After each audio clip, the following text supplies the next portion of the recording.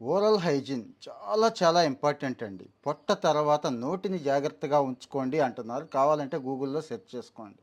విషయం ఎందుకొచ్చిందంటే మొన్న నాకు చిన్న డెంటల్ ఇష్యూ, ఓరల్ ఇష్యూ వచ్చి డాక్టర్ గారి దగ్గరికెళ్ళాను. చాలా ఫేమస్ అన్నట్టు.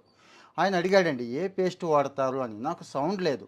పేస్ట్ ఏంటి చాలా వాడతాం కదా! కాల్గేట్ వాడతాం, క్లోజప్ వాడతాం, మేస్వాక్ వాడతాం అన్నీ వాడతానని చెప్పానండి. కానీ ఆ పేస్ట్ కింద ఒక మార్క్ ఉంటుంది, అది ఎప్పుడైనా అబ్జర్వ్ చేసుకున్నారా అని అడిగాడండి. విషయం ఏంటంటే నేను చాలా కాలం నుంచి ప్యూర్లీ కెమికల్ ప్రోడక్ట్ వాడుతున్న పేస్ట్నే వాడుతున్నాను. నేనే కాదు, మీరు కూడా అదే వాడుంటారు.